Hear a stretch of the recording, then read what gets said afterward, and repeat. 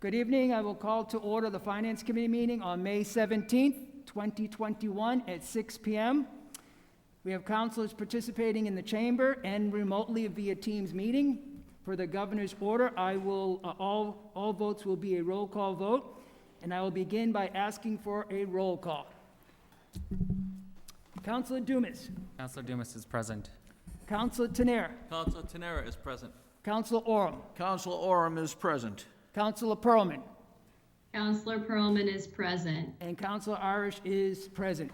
We also have Councilor President Ossing, Councilor Navin, Councilor Wagner, Councilor Doucette, and Councilor Roby remotely. Thank you very much. We have one item on the agenda this evening, the FY 2022 budget recommendation in the amount of $173,983,364, which represents a level funded budget compared to the FY 2021 appropriation. I'd like to also thank the mayor and his finance team, City Auditor Diane Smith, Finance Director Patrick Jones. Thank you to Superintendent Bergeron and Director Diaz, and thank you to all department heads and their team as well for their collaborative effort in presenting a no increase budget for FY 2022. With that, I will turn it over to the mayor to present his budget overview. Good evening, Mr. Mayor. Thank you, Mr. Chairman, members. It's really a special night to come down, first of all, with the budget. It's always one of those nights you kind of look forward to during the year because you know how the next year is going to be reflected. And this year is a little bit more special only because after what we just went through over the last 12 months, working with the finance team, Diane and Patrick, as well as all our department heads, and all of you over the last year, we've worked hard to keep our spending in line. And although a lot of it had to do with the way we set things up for the last year, a big chunk of it had to do with the planning that we've done over a number of years by staggering our debt service, lining up the projects without piggybacking one on top of the other. So we did a lot of that over a few year period, and this is a year that we're able to take advantage of that. So I am excited to come in with a zero increase in our budget of almost $174 million. And that is with state aid going up slightly, about 1%. We're seeing an increase right now of just over $430,000 total. So it's about 1%. This budget is pretty tight. Although we've had some surpluses in the past, I'm probably not anticipating as much at the end of fiscal year 22. So we have to keep that in mind, and I know all of the department heads also know that, so they'll be keeping an eye on their budgets. The schools, the Marlborough Public School System, led by Mike Bergeron, did the same thing. They came in with a zero increase in their budget this year. And we're able to do that by utilizing some of that CARES Act money that came through over the last year and making sure that that's for one-time expenditures. We're not using it for operating costs or things that are going to really hit us in the head next year when we do our budget. So both the superintendent and myself and the finance team, we've made sure we're spending that CARES Act money so it's not going to be on recurring expenses that come up along the way. ASIBIT did go up just over 2% this year. And although we're seeing a level funded budget, we have to keep in mind that there has been a shift in the valuations out there. So we need to, again, keep that in mind as we move forward, because in November, when we set the tax rate, some of that will be reflected on that. We've reduced capital outlay this year. The City Hall capital outlay that's usually in there, we reduced that to zero this year, again, with the goal to try to have a zero increase in the budget. And because, again, with the our prudent planning, department heads help, we were able to cut out workers' comp this year because there's enough in the surplus fund that we didn't have to fund it this year. So that helped us out also. And finally, there are no new positions in the budget. There are some changes in positions, a couple of them, but for the most part, we're seeing everything pretty similar to the way it was last year, and there are no new positions in there. The department heads, some are here, some are on virtually with you tonight, and we're here to answer any questions you may have along the way. Thank you very, very much for all your help over the last year. Thank you, Mr. Mayor. I will open it up to the council to have, if they have specific questions or comments on the budget, and then we can address those efficiently and move forward. Council Orem. And first of all, I apologize if my back is towards some of my fellows. I don't know which way to look, to be honest with you, but Mr. Chair, I'll focus on you. Thank you, sir. And thank you, Mr. Mayor, for your presentation. First things first is, yes, it's been a very difficult year for all municipalities, and I was fortunate enough to talk to various department heads. And Diane Smith and I saw her in the audience here, had a conversation, and it was good to hear Marlborough's revenue side is very healthy. We're very lucky to be in that situation. So it's, again, with all the workings of the mayor's office, the city council, and all the department heads who are going to be available to present. I will have some questions. I tabbed it so I'll go along in a format that I'm sure you want to move it quickly, but at the same time, I do want to recognize last year when we approved the budget, and obviously through COVID, we worked with the mayor's office to say, let's approve it. There was an increase from last year. So when you look back at FY20, that's my benchmark. My benchmark is FY20, and where did we go from that point onward? Because we didn't have much debate or discussion last year on the budget.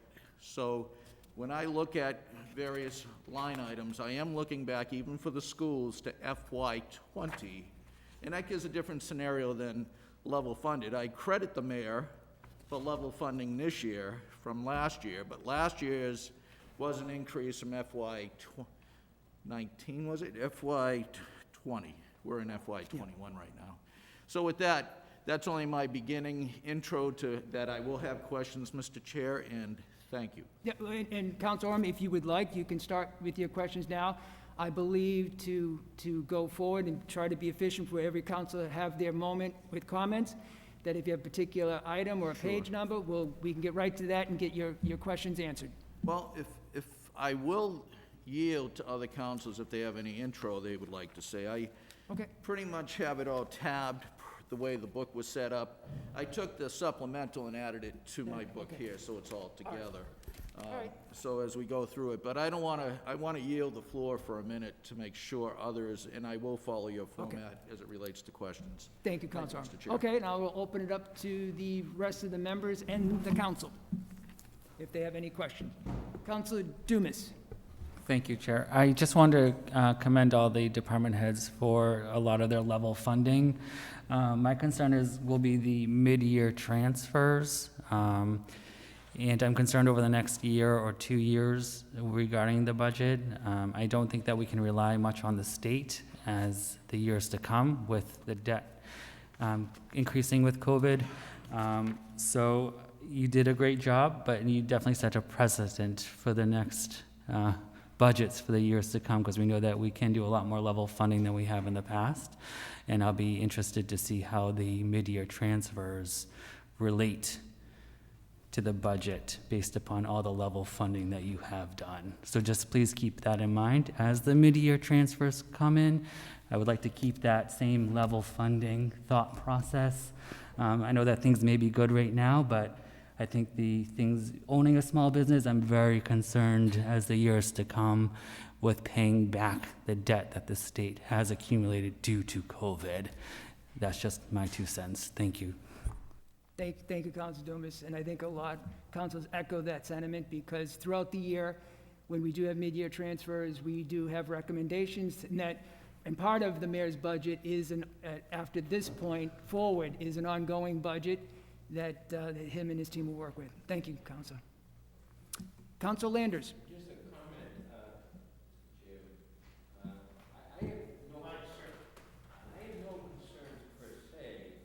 because, you know, we approved the FY '21 budget, had no idea what the school department and what the city would be up against. And, you know, we only have another month going. Apparently, you've done a good job. You've had some help from the state. So even though we're level funding based on FY '21, I think it will be a little interesting to see how much free cash, you know, is available.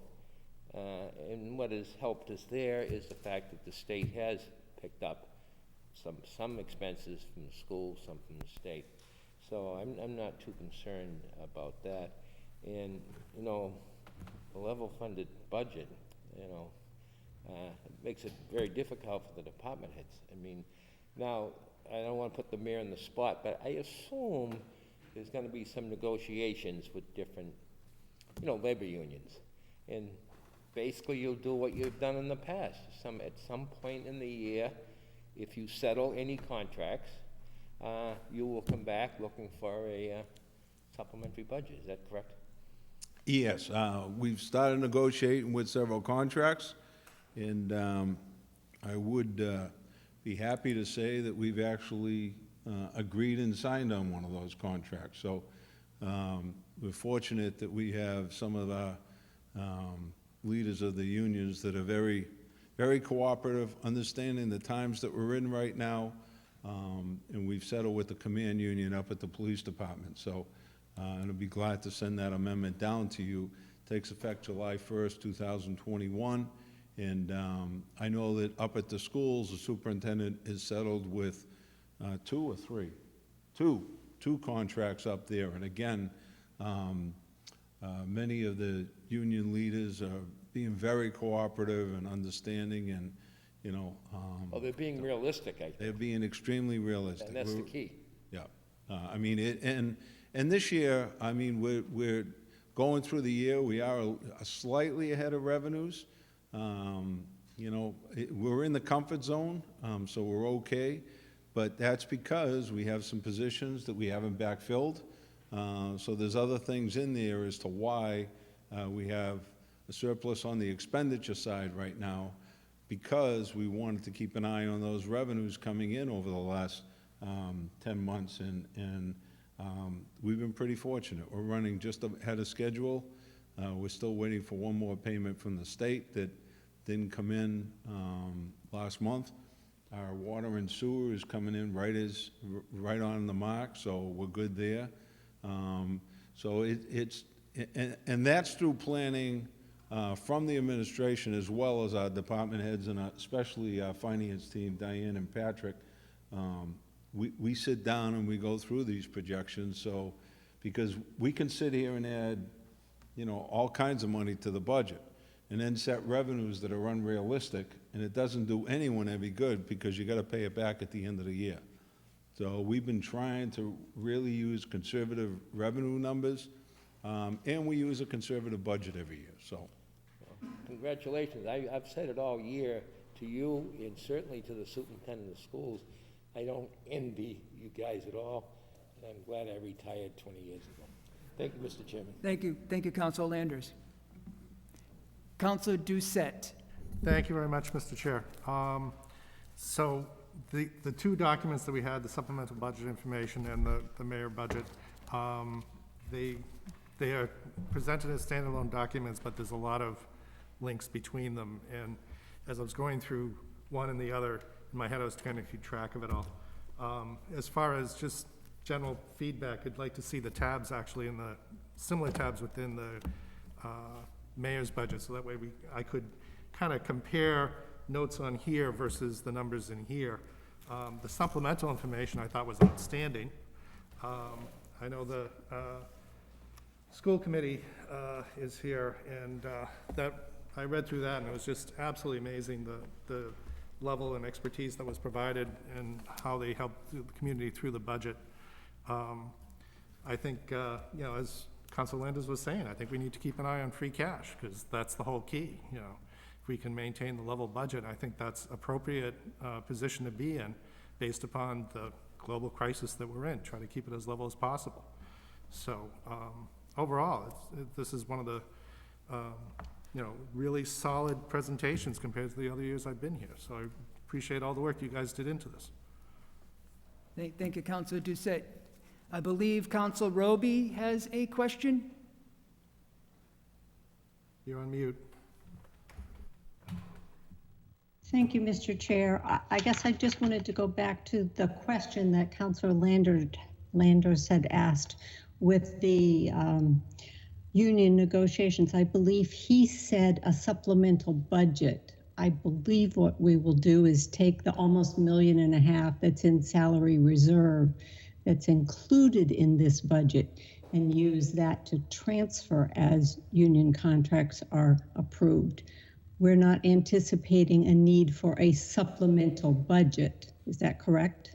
At this point, there will be no need for any supplemental budgets. I think I've asked for additional funding during the year once for the schools a number of years ago. And, there's no anticipation. There's reserves in the current budget for that, but there is no, that was my misunderstanding on the question. There's no. All right, I just in the wanted to budget make sure itself. that the public understood and they didn't think that there's going to be a need for another budget at some point in time, that there is hopefully sufficient funds have been budgeted for the contracts that will be negotiated. Thank you. That's all I really wanted at this point in time. Thank you, Councilor Roby. Councilor Pearlman. Thank you, Mr. Chair, and I want to echo some comments from my fellow councilors. I greatly appreciate all of the work that was put into the overall budget and then the supplemental information from all of the department heads. I too found all of the descriptions about the work that's happening and the adjustments made during COVID, especially for a lot of the new department heads, very helpful. And I also really appreciated, I know we'll probably get to it in a little bit, but how the schools really also showed that there was going to be a progression needed in future budgets. And I think that's my biggest concern moving forward, is we know that we were able to do the level funding this year, but what's down the pipeline and making sure that, we always have an eye to the future would be, the biggest kind of intro remarks that I would make. But definitely appreciate the work that went into this and looking forward to getting into more depth. Thank you, Councilor Pearlman. With that, if Superintendent Bergeron would like to maybe answer that question and comment?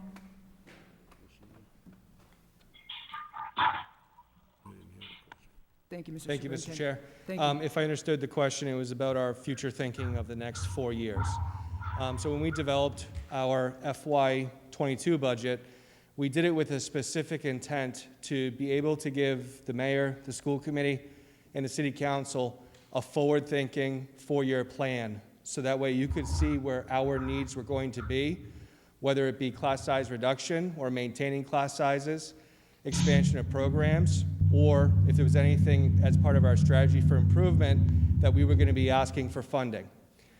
So what we were trying to do was basically look outward, counting next year, going through FY25, and then give you kind of a statement of need, so that way you could see what we were seeing on our side, so we can help be part of the financial plan for the city. Thank you, Mr. Chair. Thank you, Mr. Superintendent. Council Pearlman. Mr. Chairman, if I can interrupt, we're having trouble hearing when that microphone is being used. I don't know if you can hear in the room. I guess you can, but it's breaking up for us. Thank you, Council Roby. Maybe I'll ask Director Gibbs. Mr. Chair, it just, they've got to put the microphone up to the mouth and speak clearly. That's so, just, that's not you, Mike, but just help microphone to the mouth, speak clearly, and we'll see if that resolves All the right, issue. thank you, Mr. President. Council Pearlman. Thank you, Mr. Chair. And yeah, I agree with Councilor Roby. It was hard to hear, and I know the camera isn't facing at the podium as well, but to Superintendent Bergeron's comments, I actually really loved that the presentation had that forward-looking approach, because it helped us conceptualize what's happening in the future. So I thought, if that's a strategy other departments can also use moving forward, I thought it was really helpful for the council to have a larger picture of what's going on the ground in the schools. So thank you for, giving more information on that point, but I really appreciated that budget. Thank you, Council. Thank you. Thank you, Council Pearlman. Councilor Orem. Thank you, Mr. Chair. I just want to make sure, and while we're on the school, I'm going to echo my fellow city councilors' Thank you. notice to that report. Excellent job, Superintendent Bergeron and school committee.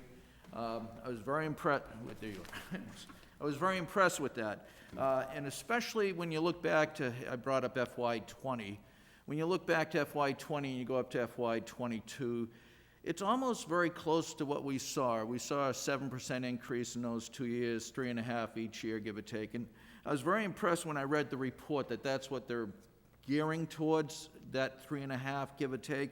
But the report was very impressed. I really felt it really presented a 3-year, 5-year future. With that said, obviously, and the mayor's noted it too, some of our health insurance cost, there's nothing we can do to control that. That's unfortunately happening with the schools as well as everywhere else. I only had a couple questions. I did understand that some of the work in building maintenance in the school, let me just turn this around, my notes. That's the problem with this book, you gotta go both, sideways with it. Was with the utilities, if I may start with the school budget and ask questions on the school budget? Absolutely, Counselor. Thank you. And so when I looked at the utilities, under the maintenance of schools, page 68. Page 68? Yeah, and like I said, I tore apart that book and put it with the supplemental. My compliments to all the department heads while you're looking for that. Those reports, and I've mentioned it in previous budget hearings, are excellent. It's like you're getting an annual report from them. Plus, I love the department's flow charts of their employees, because then you know how many employees are in each position. So again, many thanks to all the department heads, as well as I noted the school and the superintendent. But when you look at electricity, like I said, I went right to I'm glad we have FY20 here too. It is being requested at $900,000. FY20 we spent $871. Now, it was mentioned in some of the reports that we're looking at solar being placed at all the schools down the road, or at least the majority of them. So I'm hoping we don't need the $900,000. Hopefully it's a comfort zone as we start getting the solar panels to implement free sun on our charges. Unless I'm mistaken, are we paying a rate for those panels, or is it 100% reimbursable? That's my question on that, on the solar panels. I'd ask the mayor that question. I don't know if it's 100%. First of all, we're doing 4 schools at this point. I believe 2 are completed, and Thank you.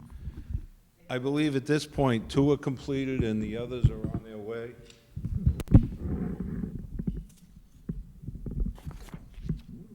I feel like I'm going to sing next. You can if you want. You're 6 feet So away. 4 of them are being done, 2 of them are completed. We have a contract with them. They went up extremely smooth. We were very surprised how they went up, and obviously we're going to get a long-term benefit out of those panels. So we got started. We have a couple other areas that we're looking at putting up panels, but at this point, that's a huge jump in getting the 4 of them done. If I may, through the chair to you, Mr. Mayor, just, so at that $900,000 budgeted item, is there a possibility then that could be less due to the solar panels? It's a possibility. I mean, keeping it flat over the last couple of years has been a challenge, but keep in mind that with the school budgets, we only do 1 line item. I So, know. but as far as the electricity for the schools, we're obviously hoping that we can come in under that number. Well, I figured that was a joint venture Yep. with the city and the Nope, schools. so- absolutely. And I only just the want to other- interrupt you one moment, Counselor. Did the counselors remotely, can they hear the mayor now on that microphone? Okay. Thank you, Counselor. Thank you, Mr. Chair. Continue. And then I was on the energy part, natural gas, obviously from FY20 to now, jumped quite a bit. It jumped 106,000. And hopefully, as we continue to try to save with energy reducing solar panels and so forth, we can maybe start switching over. Councilor Wagner, you'll like this part. We can, because I know you promote this, switching over to less natural gas and more electricity that we're getting off solar panels. So just a comment, but that's going up. As we all know, in our household budgets, it's going up. I mean, it's difficult to see these numbers, but indeed, I do respect that I can't ask too many questions. We're voting on No, one you line. can ask all the We're questions voting you on one want. line, I understand, but the only thing I wanted to note on the school budget is this report is phenomenal, and that was pretty much my questions. But the net school spending is very interesting, too, that we are doing very well with that, and so appreciative. I hope the parents that have their students in our schools understand what a great job the school's doing to move forward, to be progressive. I don't know if this report's online, Mr. Superintendent. Thank you. And I hope many parents read it. It was a wealth of information.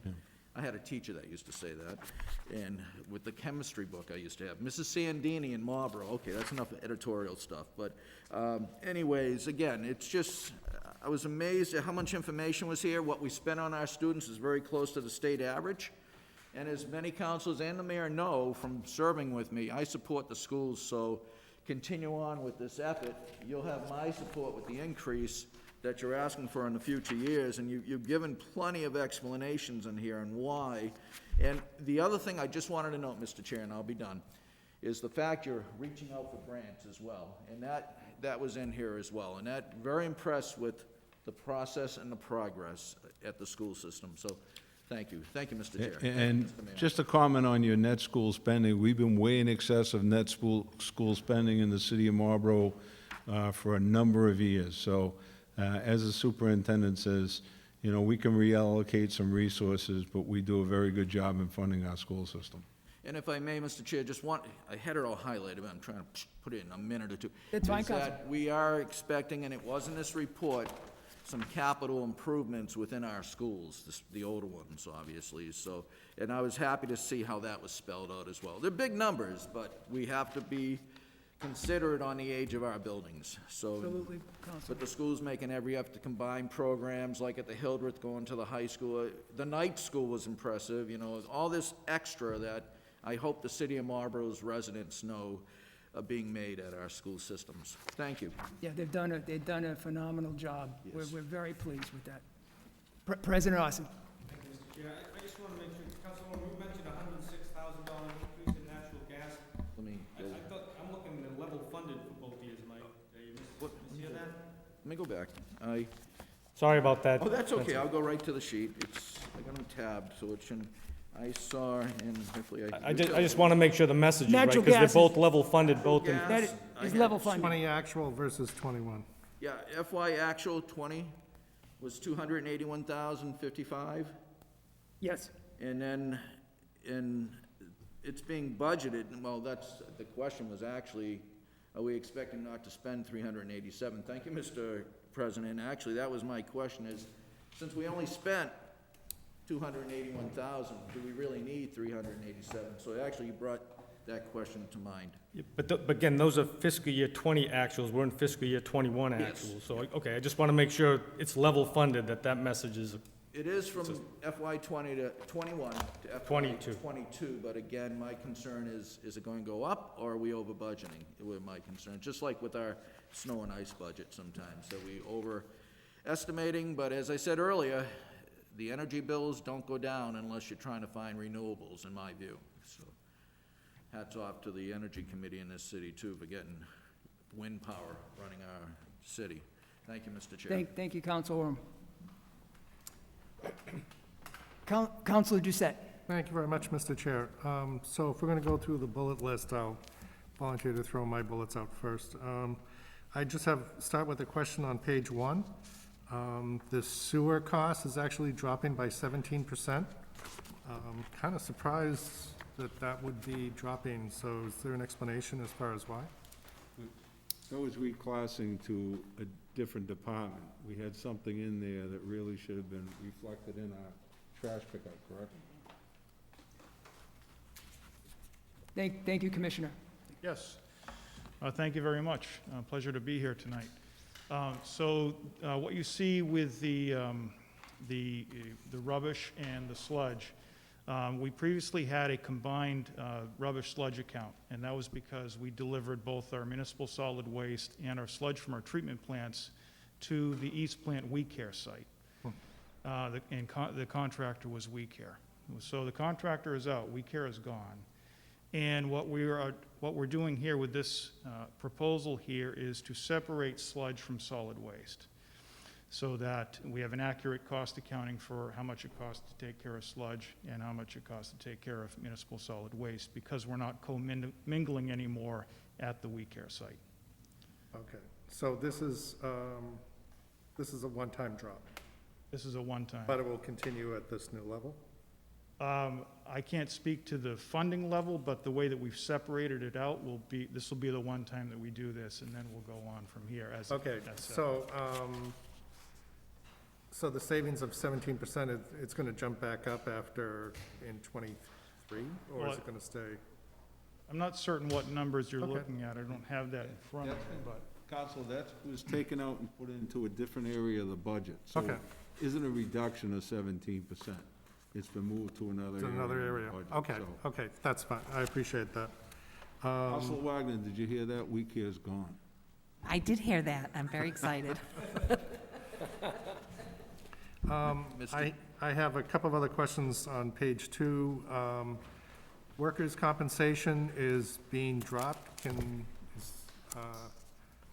We self-fund our workers' compensation. okay, And there was enough in the reserve account, so we didn't have to fund additional money this year. okay, So So that's why that was eliminated. Will that happen in the future? Probably not. But Got for it. this year, we could get away with that reduction of almost $1 million. okay, okay. And I'm assuming that the 2006 multi-bond has been paid off, that's why that dropped by 100%, right? I'm just looking at the areas of major changes, right? Yeah. I'm seeing a nod up and down, thank you very much.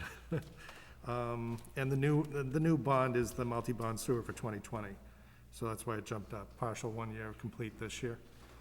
Yes, and Yep, the nodding head, the yep. bonding is one of the areas that we have projected substantial increases this year, 2021 and 2022. And because we started staggering that, I mean, Councilor Ossing and the finance chair, Councilor Irish, and when Councilor Ossing was the finance chair, we spent nights not sleeping, seeing the debt service piling up, moving toward these 2021 and 2022. So we purposely staggered it so we didn't have that big hit, and that's why we're at about $15 million in debt service this year. Okay, okay. Also, on page 8, information technology, there's been an increase of 47%. I don't know anything about technology, so Leave it to the expert. I'll ask Director Gibb. I know a lot of it has to do, the IS department is taking on more responsibility, allocating so they can use their time more efficiently to get these phone lines going, but I'll let Director Gibbs answer that. So my question is, how much is actually one-time versus annual increase? So, as you can see, the telecom information has come into my budget. So that includes the 2 line items, the $250,000 line items, as well as the telecom technician. They've decided to move that from the DPW to IT because telecommunications is pretty much IT. I've done this in my previous position. I was IT director as well as telecom director. Okay, so basically, you're the minister of data for all types. Correct. Yeah, okay. So that's what that big increase is, So I like to come here with a tiny, tiny increase, I know, but having to transfer money in, it makes me look bad, but it really is not an increase, it's a transfer. Okay, okay. One other question, actually in the supplemental budget information. I know your report's at the very end, and I actually read through it, so, but the comments field being so big, if you reduce the comments field, the fonts would be bigger in the reports, so people like me that have eyes are going bad find it easier to review your stuff. So think about that Okay. for next year, okay? Sure. Appreciate it. All right. Okay.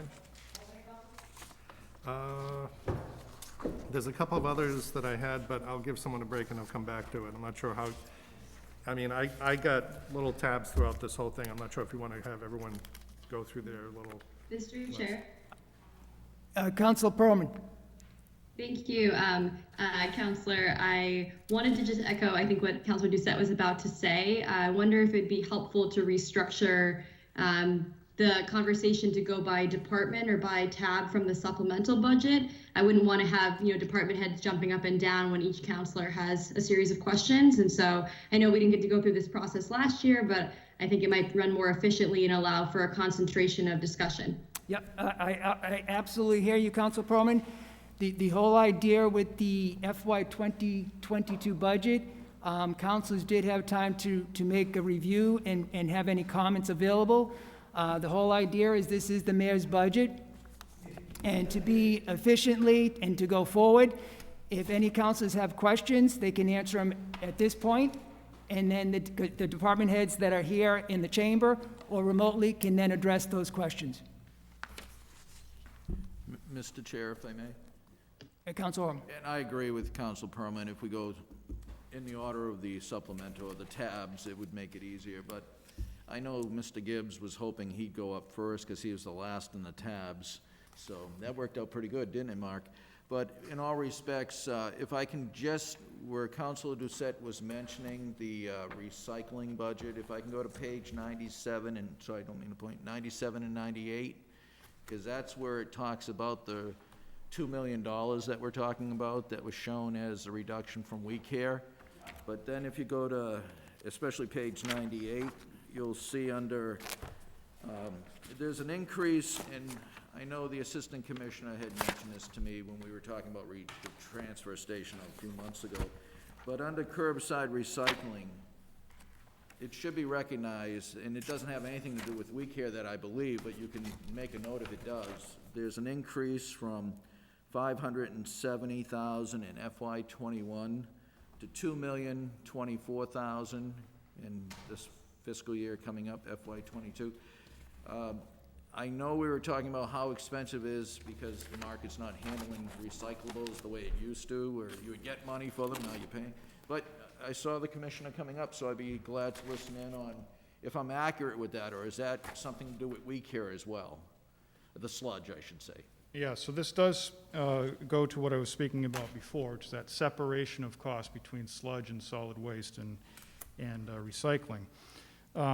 So what is presented in your budget for the line item under curbside recycling at $1.454 million, and then just above it as rubbish collection at $170,000. Those two numbers should be reversed. They should be in, yeah. So it should be, rubbish collection should be 1.454, and curbside should be 170,000.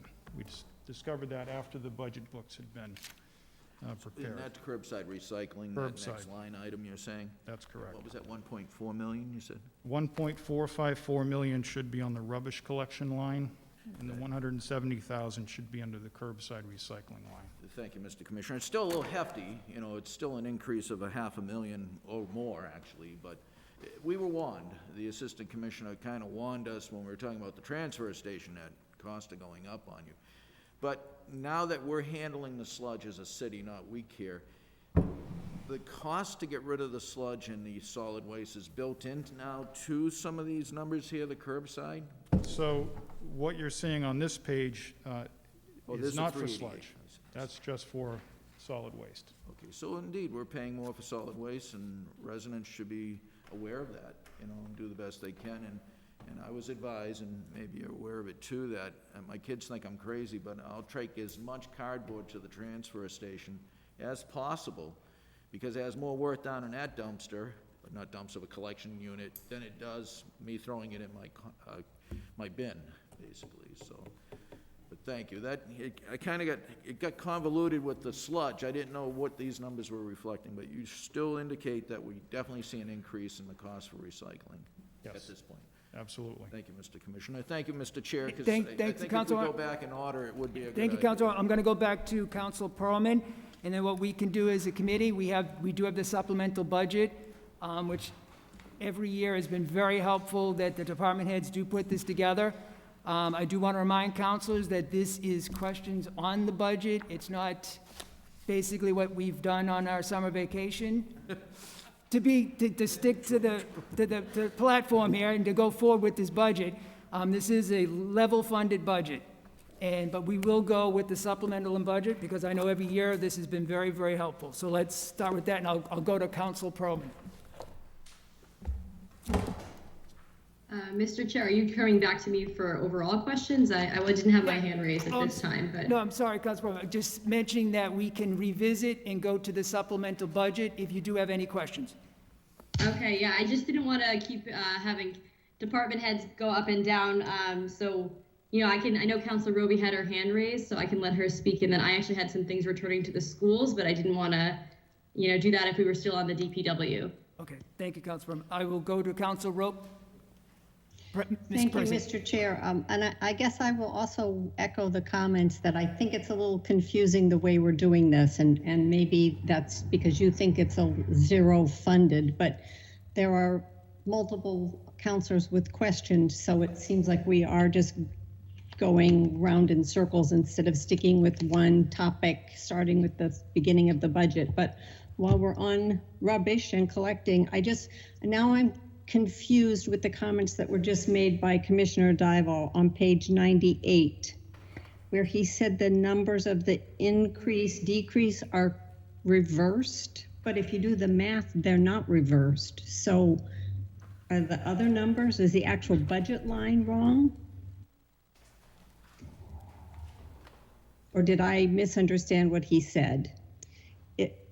52920 is rubbish collection. The FY21 budget was $1,050,000, and the FY22 is $1,220,000. If you subtract those two, it's $170,000 increase. So, what is that not correct? Well, the overall budget number at the bottom, the summary number is correct.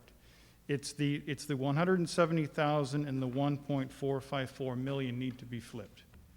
So, but are you not if you look at the numbers for the FY21 budget in rubbish collection and the FY22 budget, is that not an increase of $170,000? yeah, that's an So increase. what are we switching? You said the 170 should be curbside recycling, and 100,454 should be rubbish collection. That's correct. But the math doesn't work. I can't put 1,454 for an increase for rubbish collection with the numbers that are there. Oh, I think it's the whole line item is The whole- reversed. what we're talking about is $2 million that's coming from that, what was the commingled account. It was solid waste and sludge. And so we're separating that out now. If I look at page 148, there's a decrease of $2,002,000. And I see that in the line item of the rubbish and recycling other increase. But I'm still confused about your two specific numbers of rubbish collection and curbside recycling numbers being reversed. I'm not there, so I know it's hard for me to. This is Ted Scott. Can I interject? Yes, Mr. Scott, thank you. So, rubbish collection 5920. Correct. The FY 2022 budget should be 3,074,000, so that the increase would be 1,454,000 there. The curbside recycling should be 740,000. That would yield an increase of 170,000. All right, can you give me the number again for rubbish collection, what FY22 should read? So I'm adding the 20 budget of 1,050,000 plus the 1,454,000, and I get 3,074,000.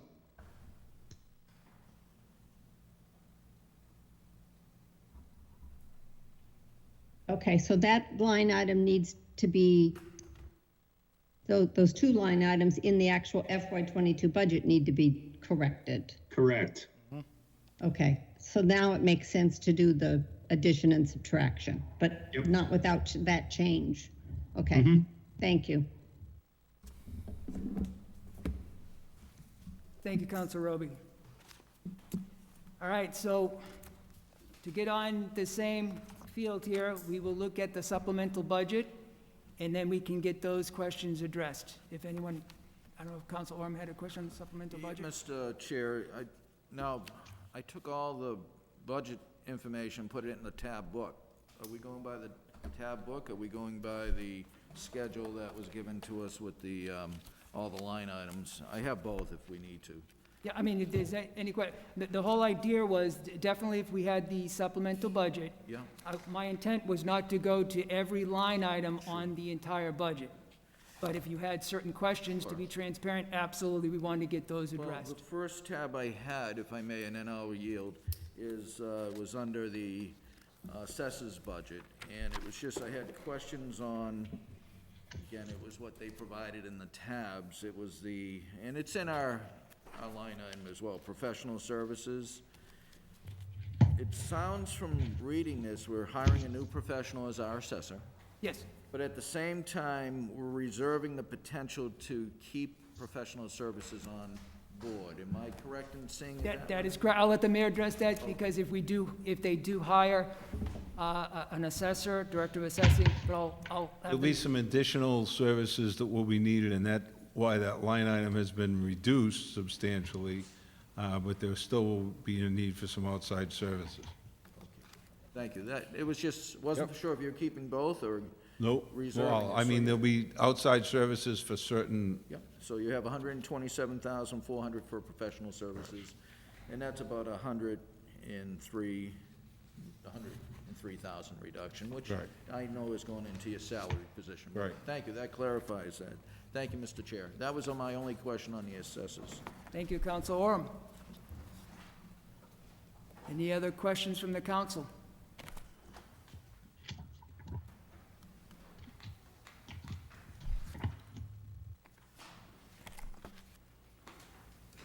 Mr. Chair, are you asking in general questions or specifically to assessors? No, any questions that the council may have at this point in the supplemental budget, please feel free to ask.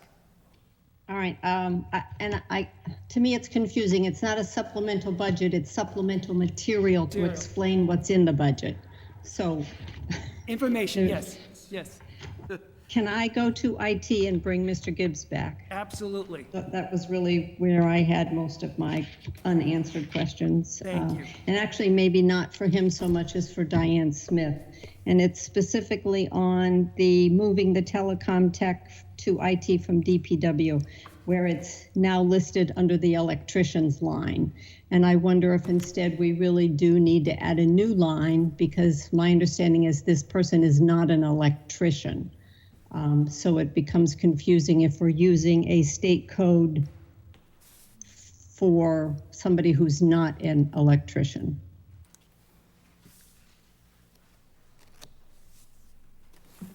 And I guess it was in an electrician's line from DPW, but that's because it was in a mix, and so now it's being clarified that this person is not really an electrician. He's a cabler, low-voltage cabler, so I think that's why he's under an electrician line, but So if I can ask them, what's the difference between that person and the network engineer and the senior system analyst? oh, the big difference, yes. Okay, so your flow chart shows that you have 9 people, which would then include that new electrician, but looking at the amount of money in the budget, I guess I'll go with 8 people. It seems like a very small amount of money to have a salary for 8 people. So can you explain how your flow chart works with the categories of those people? So a third, 3/4 of my employees are paid out of the school system. So the only ones that are paid out of the city, Excuse me? You're breaking up. Sorry. So the only ones that are paid out of the city are the network engineer, the senior system analyst, and a telecom person, which is under electrician. So those are really one people's salaries. Your flow chart that you have then includes all of your employees, but it includes the school. Yes, the people that is are correct. Technically school too. If I may, Mr. Chair?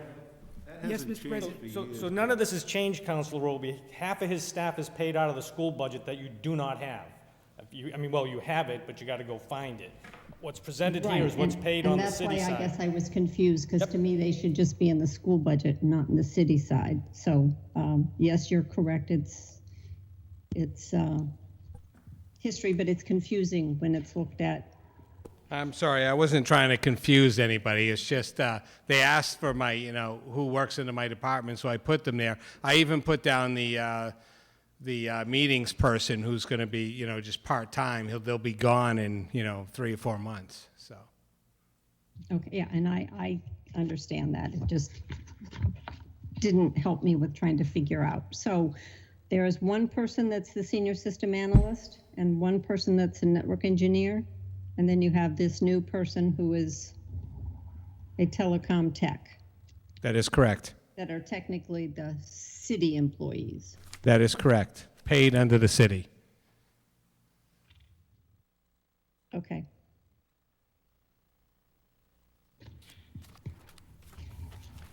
Thank you.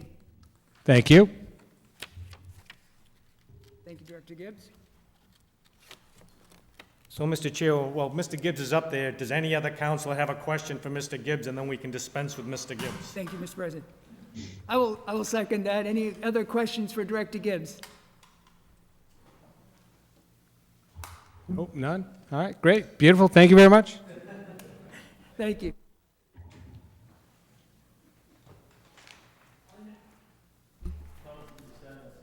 Oh, sorry, thank you. Councilor Doucette.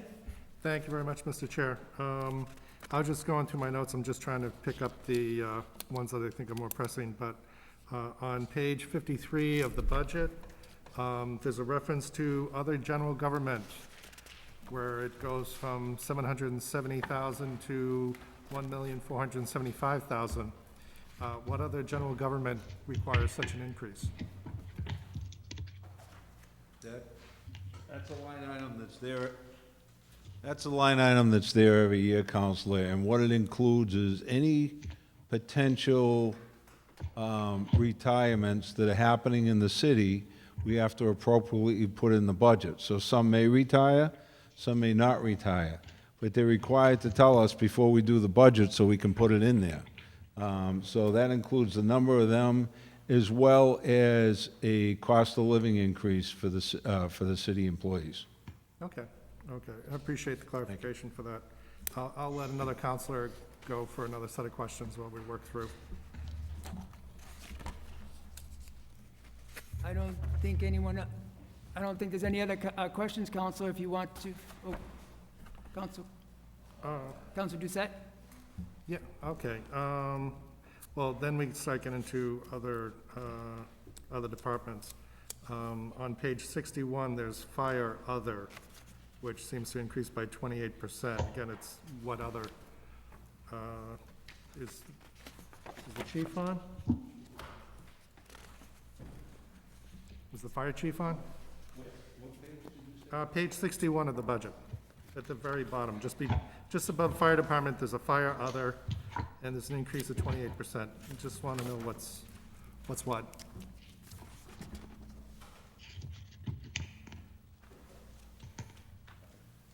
Thank you, Diane. Counselor, that's just a total of all of the other expenses. Okay, so that's a cumulative That amount. starts from license permit fees all the way Got down it. to fire department equipment. It's a Okay, total. where most of it's basically protective equipment, so that's fine. I appreciate the clarification very much.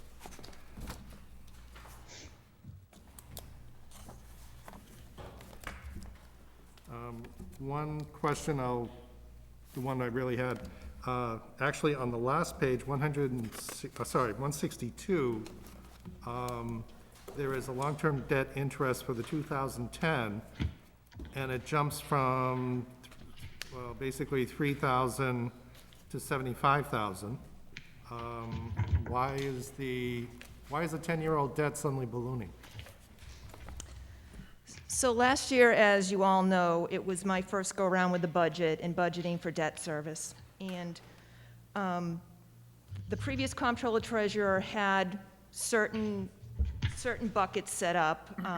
I changed how it was bucketed and where it was put. And then also last year, if you recall, we did the refunding bonds for the 2006. And when we set the debt budget down for last fiscal year, it was actually over budgeted because at the time we weren't sure if we were going to be refunding. So debt service has come way down for fiscal year 22, and it's also been bucketed differently to be more in line with where I feel it should be. It wasn't before, so the numbers are kind of skewed. Okay. In council, we included a debt service schedule in the budget. In the supplemental, that will show you exactly. I've given you the detailed debt schedule that'll break it down by year. What's that, is that under collector, or what was it? It's under auditor. Auditor, okay, let me look it up. I appreciate the clarification with that, because, yeah, there's a whole bunch of things bouncing around, and that makes sense the way you described it. It's just, reshuffling the buckets. So that's. Oh, she's definitely worth it, yeah. Okay, thank you, Diane. All set, Councilor Doucette? Yes. Thank you. Mr. Councilor Chair, Orm. while we're on the fire department, is the fire chief available? I had specific questions I for the think fire he chief. is on the Teams, yes. Fire Chief Chief Breen? Breen? Chief Breen? Yes, good evening. Good evening, good evening, Chief. Good evening, Chief Rain. Council Orem here. How you doing? I'm well, thank you, Counselor. First of all, a 1.53% increase. I appreciate that. It's not bad. It's just, I had two questions for you, and you are adding a lieutenant. I presume that's the lieutenant you note on your flow chart for the tower? Am I correct?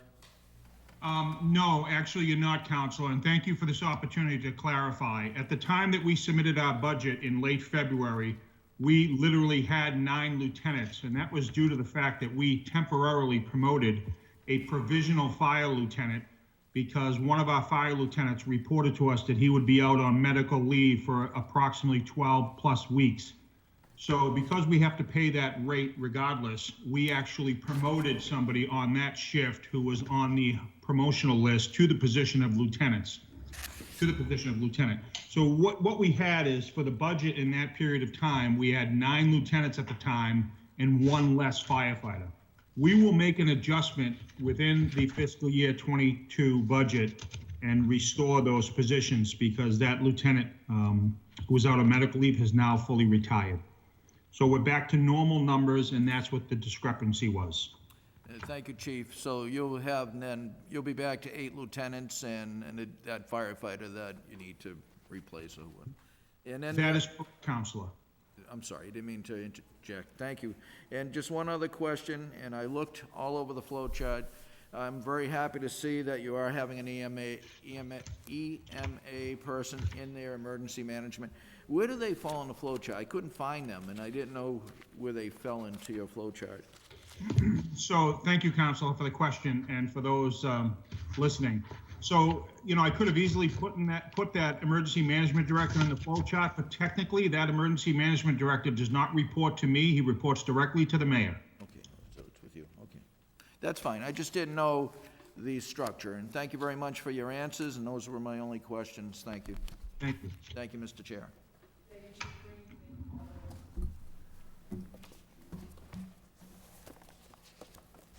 Any other questions by the Council?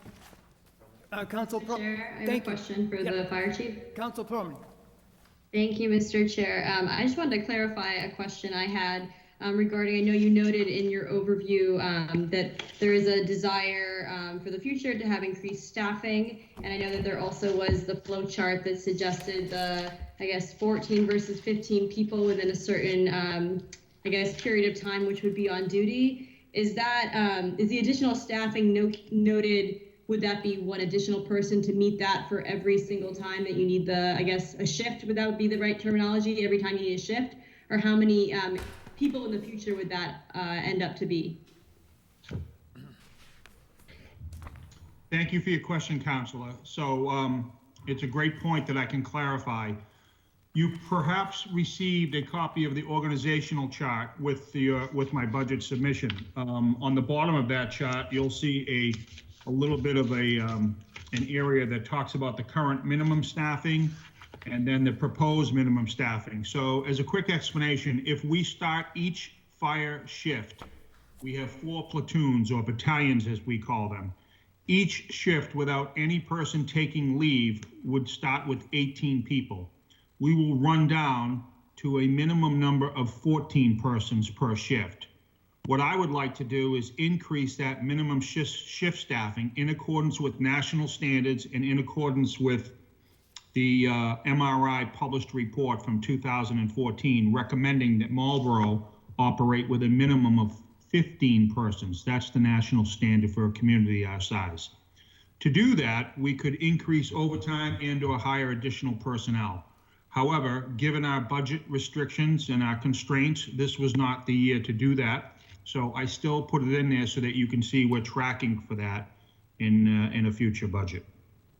Thank you. That's very helpful. And just to clarify, because my understanding, I don't know how many shifts there would be, I guess, in one period. So I know you said increased overtime or hiring additional personnel. Is there an assessment of how many future personnel would equal the needed overtime? So it's really not that complex, but basically if you want to maintain a shift strength of 15, then you start with 18. So it's just a question of a combination of leave and time off, if you will, and what you would maintain as a minimum staffing. So some departments choose to do that by elevating their shift strength in the beginning. So let's say that we were to start with 20 people on a shift. That would be less likely to get as many people taking leave so that we would constantly keep a minimum of 15. And I can show you those formulas if you want. You can actually calculate how much you need, whether it's hiring people and or increasing overtime. And I had done that calculation, but as with this is a tough budget, we level funded overtime, and that's where we're going to be this year. Thank you. That's very helpful, and I'd be happy to see that formula at a future date. And my other question, I know that you as well as the police department have had several grants that you've been able to get and have them come forward. Are a lot of those going to be continued? Are they annual opportunities, or just this sort of, are there future opportunities that if you wanted to do other things with the budget through a grant that was possible? Yes, so thank you. So we try and exercise any and all grants that come before us, and we recently were awarded a $20,000 fire equipment grant. As a matter of fact, the equipment that we need, we just got notification. I'll be talking to the mayor tomorrow. We have to file for an extension because the equipment will not be in until past the performance period for this grant. But we have been granted that extension, and again, we try and seize any and every opportunity for to help the city out with those types of funding opportunities or grants. Thank you. Thank you. I really appreciate it. Thank you. Councilor Doucette. Thank you very much, Mr. Chair. Just a question to the fire chief. Can you describe what the schedules are for the different shifts? There's 2 shifts, right? The question was broken up. If I could just hear the question again, please. Sure. What is the schedule for the different shifts? There's only 2 shifts, right? Yes, if you're referring to line personnel, the 2 shifts, we take a 24-hour period or an operational period of 24 hours, or rather a 24-hour shift, and break it into 2 operational periods. The first operational period is 8 o'clock till 6 o'clock at night, and then 6 o'clock till 8 the next morning. So each 24-hour shift is broken into 2 operational periods. I hope that answers your question. It does. Thank you very much. You're welcome. All set, Councilor Doucette? Yes. Councilor Dumas. Thank you, Mr. Chair. So, Chief Breen, would it be more effective to hire the 3rd Tower 1 firefighter cost-effective than to have overtime? Because your overtime is $494,000. So would it be, I would assume it would be more cost-effective to hire someone so we don't utilize overtime pay. Would that be correct? That's an interesting question, Council, and I'll be honest with you, I don't know that we have enough time prepared tonight to go over the differences. Each community weighs those options. And frankly, my assessment as a longstanding fire chief is that a lot of times it comes down to benefits. So while it may not be reflected in the fire department budget, depending upon hiring someone, if they have a family plan versus, well, what we here call a two-person plan versus a single plan, that can be the difference on whether or not a community is saving money by either paying overtime or hiring additional personnel. So while I've done that assessment many times, I don't know that we're prepared to get into that level of detail tonight, but I'd certainly have that conversation with you or any other council who wants to review that. Thank you. Also, Councilor Lewis. Thank you, Councilor. Any other questions? Mr. Chair, this is Councilor Roby. I just have one question for the chief. Thank you, Councilor Roby. In your comment section, Chief, you mentioned that the vehicle maintenance is increasing 10% consistent with past increases, but on the actual budget, there is no increase. Will that be an issue? Okay, so the budget, my line item budget, I showed an increase of approximately $20,000 or $19,680 for that line. It has $46,001, which is identical to FY21's budget. Councilor Okay. Ruby, it's on page 61. I don't know if you're on the right page under vehicle repair and maintenance. Oh, all right. So what was I? So There's one of also those, overtime vehicle maintenance. I looked at the wrong line. Thank you. you're welcome. Thank you, Councilor. Councilor Doucette. Thank you very much, Mr. Chair. Just while we have Chief Bream on the line, in the hot seat, shall we say, in the supplemental area, you talk about a rescue squad, which I actually applaud the idea of having a team that focuses on emergency medical services. Does that mean, though, that they're going to need different equipment or different vehicles? You know. So the rescue squad is something that I've discussed and included in the budget, and it's something I think that in the future we'll be looking towards. And you may recall Councilor Delano spoke about this often. So in essence, we send $600,000-$700,000 pieces of equipment to go to medical calls. While we do have a tiered response and we expect and we know that our personnel are capable to assist with all emergency medical services calls, we think that we can do it more efficiently with a smaller vehicle. That's what that light rescue is. A number of cities across the Commonwealth and the country are now using these types of vehicles. Unfortunately, in order to put that vehicle in place, though, it's an issue of staffing, because if we take people off a fire engine to put them on that vehicle, who staffs the engine at that particular station? So again, it's more of a plan that I'm outlining to the council and the mayor and the city, that I think that that's something we should make a move towards, a change of the way we do business, if you will. Okay. Thank you very much for the clarification. I appreciate that. Thank you, Councilor Doucette. Any follow-up questions? Any further questions? Point of order, the background noise, I'm sorry, Councilor. I don't know if it's here or one of the speakers, but just heard a racing car go through City Hall here, and I don't think it's in this level. I think someone's microphone might be on, and there might have been a racing car. It's disturbing. If I could just follow up on that, because I'm right next to the speaker and it's brutal. If the people on Teams could please mute if they're not talking, I know I would personally be most appreciative. Thank you.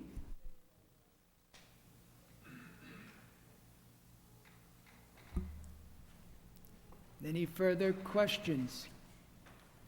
Mr. Chair, not for the fire chief, but I have other with other departments. You can feel free, feel free to answer them now. Yep. If I may, to the police department,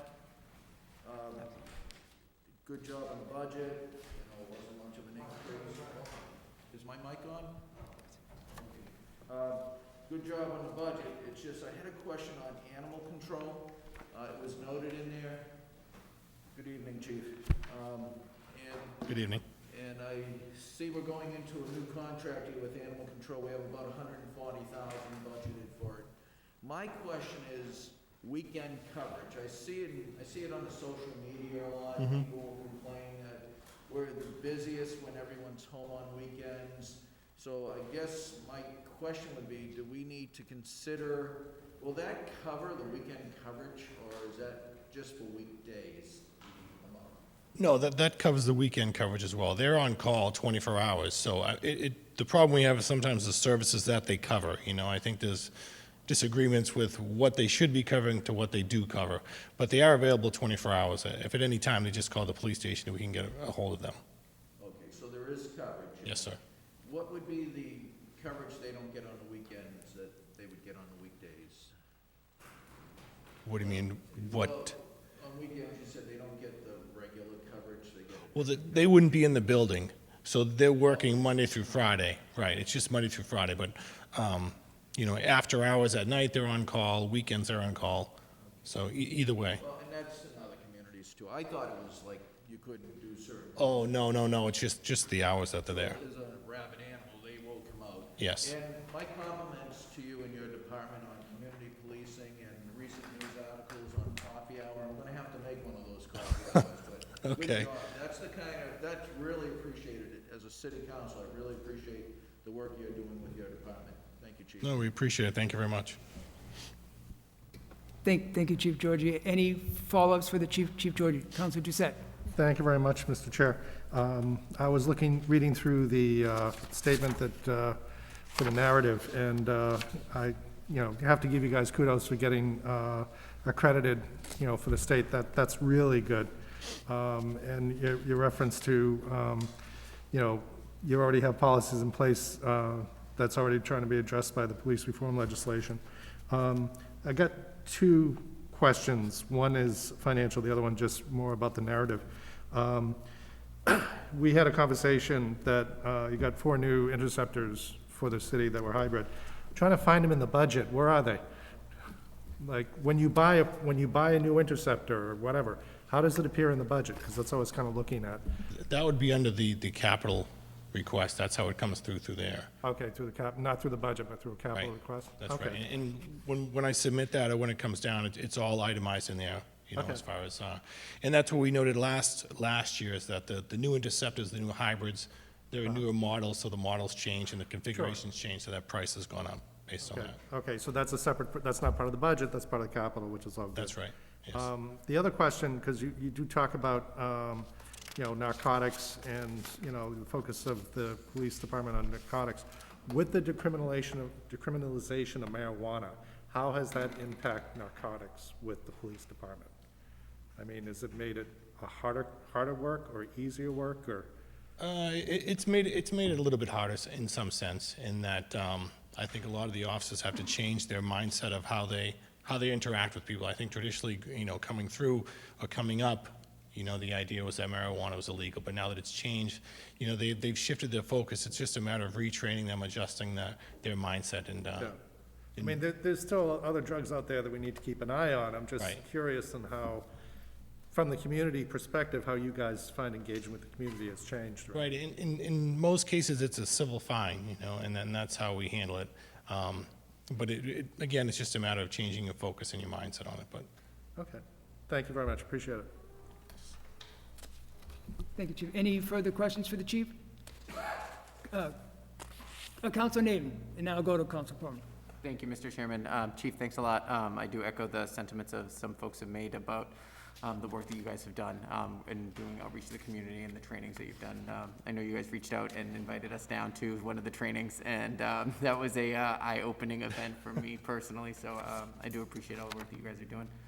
Quick question on, you make note in your presentation about some upcoming retirements and the fact that there'll be some use of overtime, obviously, to make sure that minimum staffing is held. What's the lead time on bringing officers back, and is that a process that you start before so that you can make sure that that gap is covered, so it's not just overtime, but also so the staffing's up? Well, we try to. We try to stay as much in front of it as we can. And that's why we ask, that's why we ask the department of the officers who is anticipating retiring, so we can get ahead of it. We do have a list from the last time we had an entry-level test. So we do have candidates that we can reach out to see if they're still interested. Some have moved on, some have gone in other directions, but some are still there. So we do try to maintain that list, and just stay in front of it so we can have those spaces filled. We don't want to have open positions or vacant positions for too long because, as I said, the overtime will be affected. Great. Thank you, Chief. Thank you, Chief Georgie. Council Perlman. Thank you, Mr. Chair, and actually, Councilor Navin hit on something that I also had a question about, but in the kind of overview of the supplemental information, you list that there's 52 patrol officers currently, and I'm just wondering how long did it take to finally have that fully filled, and I know there are those anticipated retirements, so I guess I'm just curious, how long that will last to have a completely filled unit. That will last until today. We actually had one officer decide to go to the state police, so we're down one as of today. And then with the anticipated retirements, we could have anywhere from 5 to 6 officers leave before July of next year. So the numbers will drop, but again, we'll try to stay in front of it and have new officers and new candidates step up. But the issue with that is that it takes so long for the training. The academy is about 6 months. And we can't always anticipate when they're going to offer an academy, but once they're in, it's 6 months, and then they come out and they do field training for another 10 weeks. So it's almost a year, in general. It takes an entire year to get somebody up there and running. And just from my knowledge, is it typical that someone would come straight from the academy through you all and they wouldn't come from another municipality? Is that correct? We could take, what they call it, a lateral transfer. We could take someone from another department. We've done that in the past. And it's worked out, it's been effective, but the way I look at it sometimes is we gave a test, we have a list, so I try to honor that list before we look outside to someone from another department. Okay. And then I also want to echo the accreditation, so congratulations on that. Is there additional grant opportunities or things through the state available to tap into because of that accreditation? Well, we, as the fire chief mentioned, we do the same thing. We try to tap into as many grants or opportunities we can. And with the accreditation, that does open some other doors for other funding, and we try to make ourselves available to all of those as well. Okay. And then in terms, and I don't know if this fell under the educational incentive part of the budget, but are there any sort of incentives to have people to be bilingual or other type of language access given the diversity of languages spoken in the community? Well, we don't have financial incentives for that. But we do give preference in some of our hiring practices for people who speak different languages. Okay. And it's definitely a benefit. Right now we have 2 officers who speak Spanish and 1 who speaks Portuguese. And if one of those officers are on an off day or on vacation, it makes it difficult to communicate.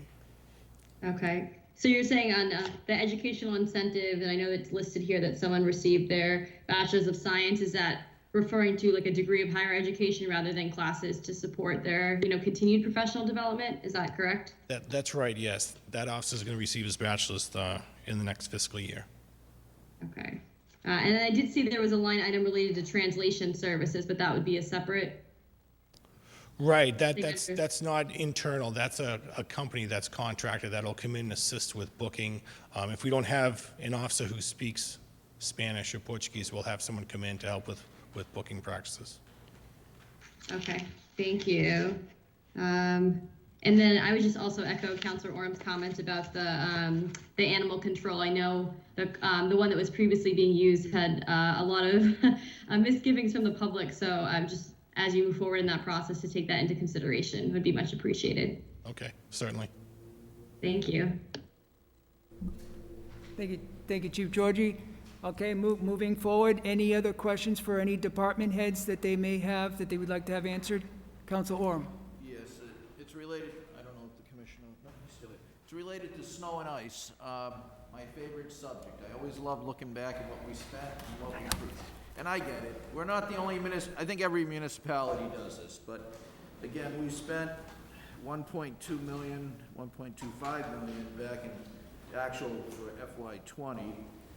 We always budget $500,000. And I know we always get through it with future requests, but maybe the mayor can convince me why there should be maybe 1 million versus $500,000. Are you gonna say you're wishing for no snow next year? No, I mean, that's the way, it's the practice throughout the state, how people handle it. It's the way we've handled it here forever. We've always used our free cash to backfill it. We anticipate a transfer coming down in the next few weeks for about $1.3 million, $1.4 million, Mr. Commissioner. So we know it's going to be over that, but we'd be adding $1 million onto the tax liability of our residents if we do that, so. This is, Instead, it's through the free cash. that's right. And as long as we're healthy there, I respect It's, that. our transfer is going to be anywhere from $1 million to $2.5 million in a year, so. What you expect every year in Yep. the snow budget. Thank you, Mr. Mayor. Thank you, Mr. Chair, on that. Thank you, Counselor. Any other questions for department heads? Counselor Doucette. Thank you very much, Mr. Chair. Actually, I want to go back to, where is it? Auditor, right? You said that there was a debt schedule in the auditor section. I couldn't find it, so just, I apologize, I looked in the supplemental, and for some reason, it did not get in there, so I can Okay. send that out to the counselors tomorrow. I appreciate But there is a that. detailed schedule, somehow it just got lost in the shuffle. that's been known to happen on something this big. Thank you. Yeah, well, thank you.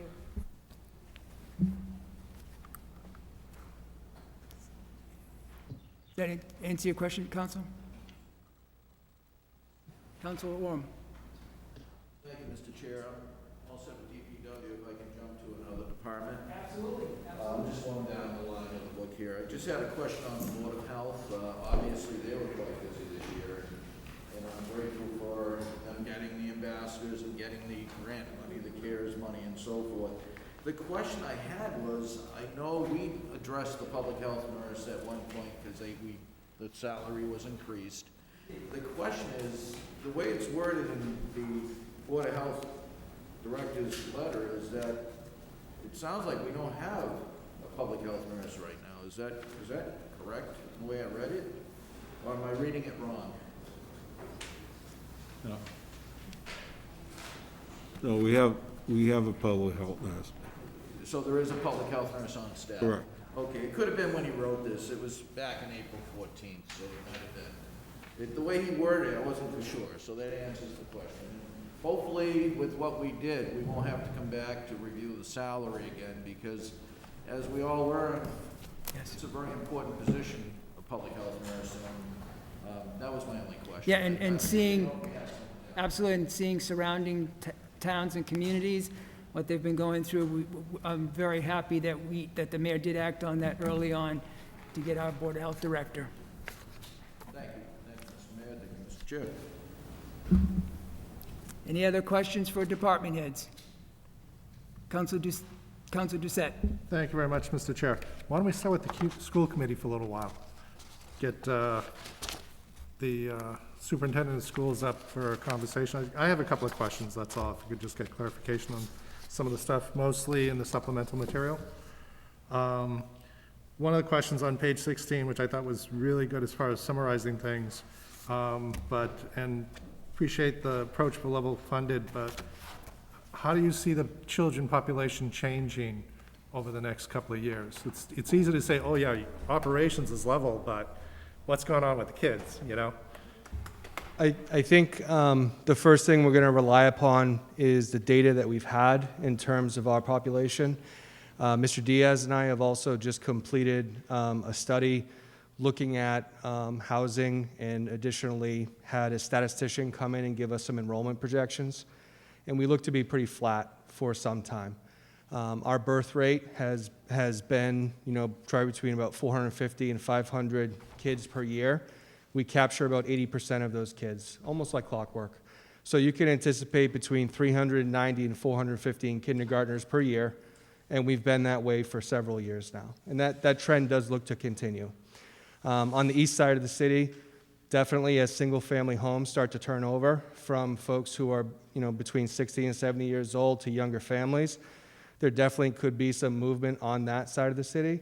But we're well prepared because the Kane School has the lowest enrollment right now. Oh, really? Yep. So as we look forward, very much we're interested in putting in a statement of interest for the Richer School next year. I think we did put that in the budget to kind of give a heads up that we will be looking at that.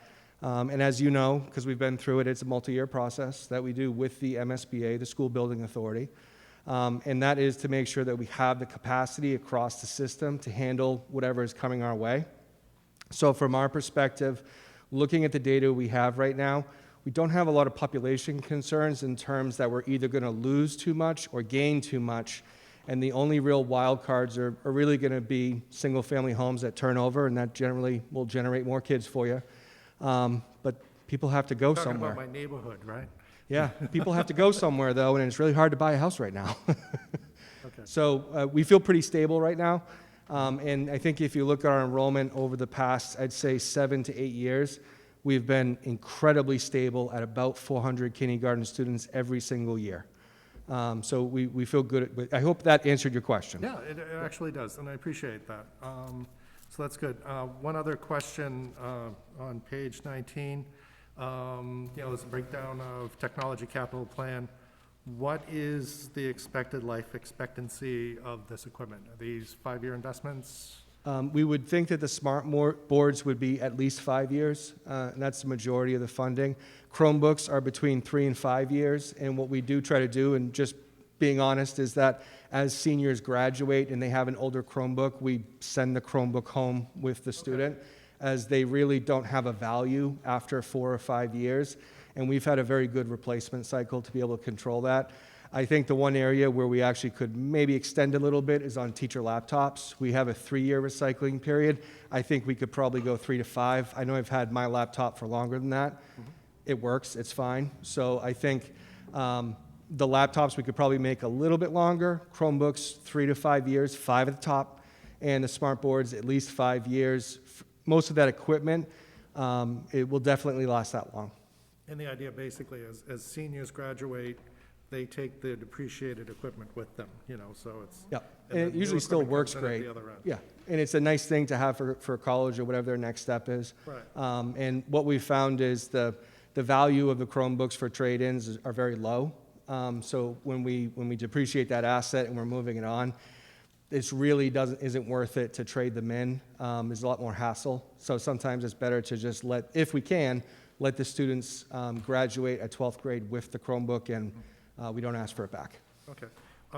So when a child goes through the school system, how many devices do they get through their, do they go into high school and get a Chromebook? Is that the intent? And then you basically, hopefully, keep it and own it for your years in high school. Is that the going norm nowadays? They're generally getting it in either 7th or 8th grade. And if we do have a replacement cycle around their sophomore year, they could get a new one. But it's usually between 8th and 9th grade, they would get a Chromebook. It would go through their basically high school career and then go home with them. And the younger kids don't get their own, they kind of use the ones in the classrooms, right? Yep. And as those age out, sometimes if a senior would have like a brand new device for whatever reason, we could take that one back and we could give one of the elementary ones. They're all the same devices. Sure. They give a similar device that has aged out. Okay. So we have opportunities to do that as well. The younger grades, we maintain carts. So while we have enough for every student to have a one-to-one device, it does not mean they're taking them home. Right. Okay. Thank you for the clarification. Appreciate it. Thank you, Counselor. Counselor Wagner. If I could jump in, thank you. Under the projects that you have listed out for the coming projects, there's the replacing the roof at Hildreth School, and I'm guessing, they just don't have the funds to do that right now. How much of that is a concern? What shape is that in? How many years does that have left in it becomes a real significant problem. I'm going to have to get back to you on the exact age, but we're very much want to keep the Hildreth School in action. It is a great facility. We're going to be upgrading some of the technology there because we're going to be moving our night school program, METAS, over to that building, and we look to actually expand night school opportunities there. But the Hildreth School also gives the school department a unique asset that should we face any population issues or we have more enrollment that we're considering, that we have an asset that we can move to immediately. It's a great school building. We have about 12 classrooms over there, actually 13 classrooms that we can access. So I will get back about the specifics about the roof. I don't know off the top of my head how old it is. Just to confirm that, so mostly I'm concerned it's not a safety risk? I mean, is it to the point it's not leaking or creating any kind of a safety issue? No. No, Okay. we were in that building. Actually, we shared that building this year with the Boys and Girls Club, and we're able to provide daycare options this year. It's a great building. We've been using it every year. I think the age of the roof generally pushes us towards putting it on the list for capital improvement. Thank you. Thank you, Counselor. Thank you, Superintendent Bergeron. Councilor Perlman. Thank you, Mr. Chair, and thank you, Superintendent Bergeron. I echo what I said before. I think this is a really well put together overview and appreciate all of the student art and other things that really brought together the whole piece to life. I'm curious if you could speak about the amount of money spent per pupil. I noticed the average district spends about $17,149, and it said that Marlborough Public Schools spend $16,976. And I know that we already offer a lot of great services, but is there a direct reason why it's lower than the average of other districts, or is that based on the cost of things based on like other factors that maybe are not attributed in the report? Sure. Thank you, Counselor. I'm going to ask Mr. Diaz, he is on the line with us, if he could phone in. So I'm going to phone a friend, if you don't mind. And he's going to help answer the question about the expenses per pupil. So Doug, if you don't mind taking that one. Thank you, Mr. Superintendent. Thank you, Counselor, for the question. I would say the reason why Marlborough's expenses are slightly lower than the state average is simply, and I credit the superintendent, he was in this seat for a long time. We're very efficient with our costs. I think we do well in spending money efficiently. So again, I credit the superintendent, the school committee, city council for the work that's been done in the past in making sure that the school budget is as efficient as it is. Counselor, if I may, I would also point out that there was a discussion earlier tonight about net school spending. I just want to make sure folks at home understand what we're talking about. Net school spending is the minimum floor at which the state says that you have to spend to educate children. Traditionally, Marlborough has spent in excess of net school spending, anywhere between 135 or 140% of what the number is. So when we're looking at our budgets, certainly we are funded at an amount to be able to achieve.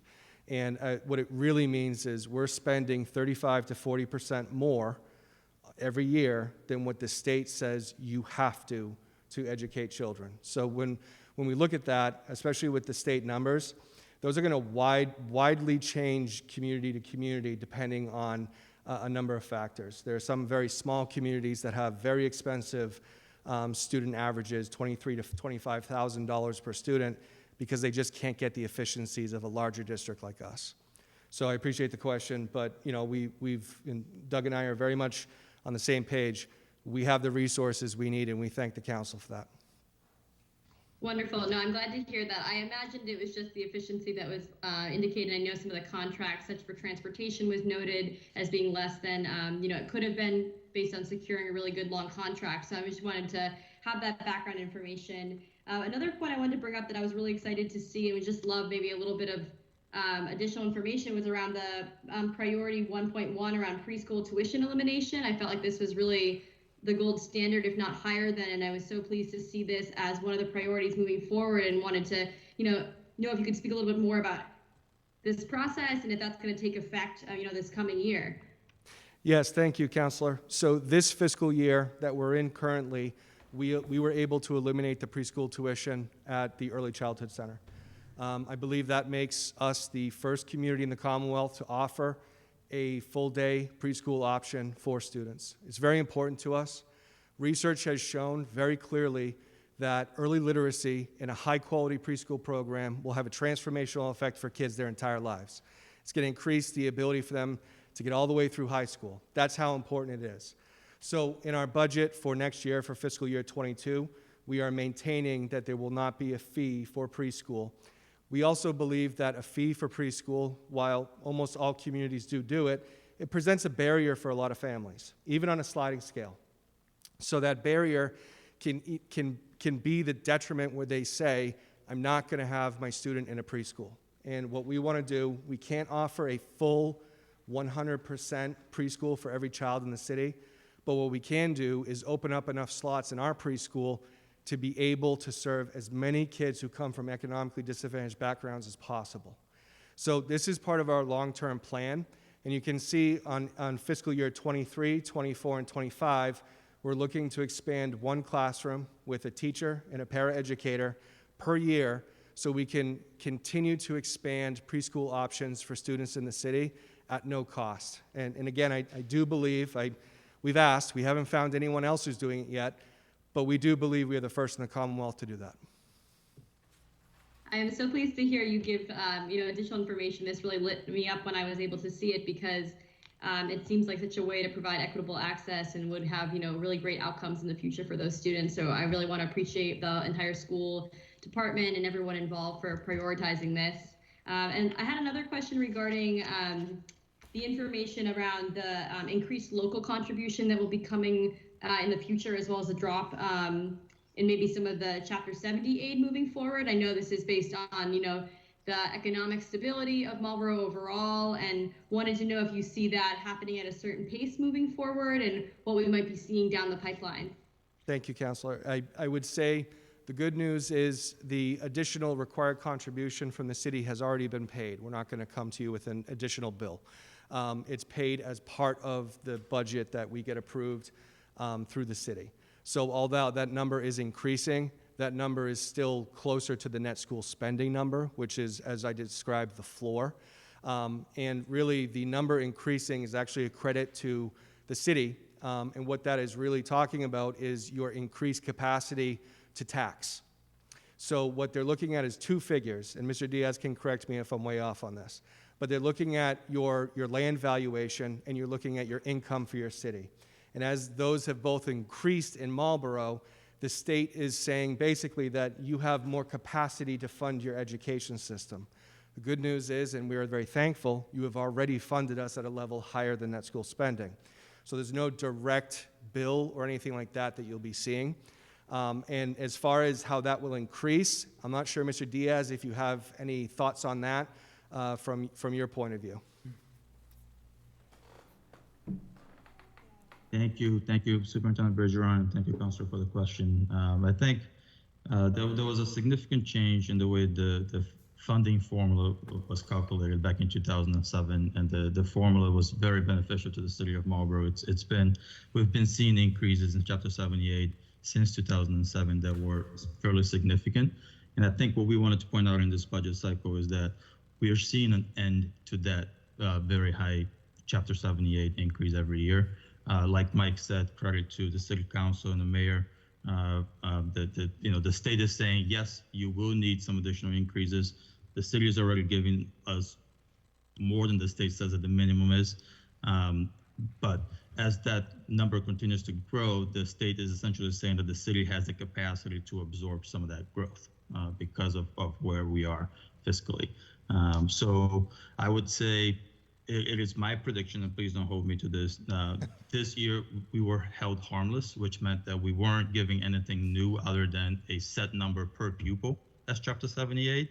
I think we're going to be seeing more hold harmless years in the coming years. It will be more of the rule rather than exception. That's just my prediction. Thank you for the opportunity. Thanks, Mike. Yes, that's very helpful. And just to clarify something else, I know prior to the pandemic, the passage of the Student Opportunity Act, I believe, and the intention for increased Chapter 78, how did that play out this year with the pandemic? From my understanding, maybe communities did not receive as much as they had intended, and I just wonder if that will retroactively happen or it's sort of lost aid total from the state. Thank you. Mr. Diaz, if I remember correctly, and you can tell me if I'm wrong here, we only received an additional $156,000 in Chapter 70, and I know that the Senate Ways and Means has recently wrapped up. I'm not sure if that number has increased or decreased since that time. Do you know, Mr. Diaz? Thank you, Mr. Bergeron. Thank you, Superintendent Bergeron. So the original governor's budget had the Student Opportunity Act funded at 1/7. The most recent versions of the state budget has changed it to 1/6. I have not yet seen numbers showing the impact to the city of Marlborough. But again, it is my prediction that that change will not impact our hold harmless position. We're still going to be sticking to their 156, even though there's more money in the pool. Our capacity to absorb that growth won't take us outside of that hold harmless position. Or again, I predict that $156,000 is all we're going to see for FY22 from the state in Chapter 78. The only thing I think, Counselor, that could really impact that and change that number would be a large increase in new students. Okay, no, that's really helpful. I appreciate both of you for clarifying, because I know that was really landmark legislation and of course poorly timed with the pandemic. So I just wanted to know what the update was for the city. So thank you for answering my questions, and I will pass it to my other counselors as well. Thank you, Director Diaz. Thank you, Superintendent Bergeron. Councilor Dumas. Thank you, Mr. Chair. This is not regarding to the actual budget, but I'm just curious, the study that you mentioned regarding enrollment, is that accessible for counselors to see at all? And the reason why I'm asking is because Ward 3 has significant amount of development and will continue to do so, and Richer School is pretty packed pretty tightly. We as counselors have special permits that come through all the time, and it's a hot button issue is how it influences the school system, and I think that knowledge would be extremely important, specifically for the west side and how it impacts Richer School. Thank you, Counselor. I will send it undercover to the mayor's office to be distributed. Thank you. Thank you, Councilor Dumas. Any other questions going forward with the department heads? I have no questions for the school, but I figured I'd let you make. Do you want to go to the next, ready to go to the next department? Sure. Let me just jump into it. Thank you, Mr. Chair. Library. I don't know if our librarian's with us tonight. It's just a quick. Okay, sure. Just one easy question. I noticed since the move to the Walker Building, the budget indicates Sunday will not, it wasn't a lot of money, but Sundays, not services, sounds like church, but the library will not be open on Sundays. And curious if there's any feedback on if that was the correct decision to make. So it was. Mr. Mayor, I just curious. The fact that we haven't been open for a while, we're excited about getting back open again, and we want it to open with the staff we have.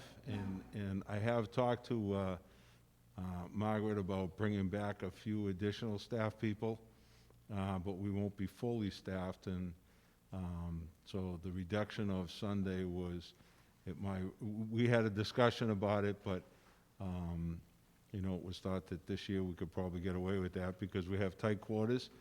And we're not even sure exactly when we're open. Well, hopefully in the next few weeks we'll be open up there. Okay. Thank you, Mr. Mayor. The only reason I was asking, I didn't know if either you or Margaret had feedback on if that was burdensome to some people. That's what I'm curious about. Well, I think at this point, getting the building open to the public, you know, we have seen, I think some of you have received calls about the, you know, people using the computers and things like that and haven't been able to do that. So I think getting the building open, and we'll address the Sunday down the road. Thank you, Mr. Mayor. Thank you, Mr. Chairman. Thank you, Mr. Mayor.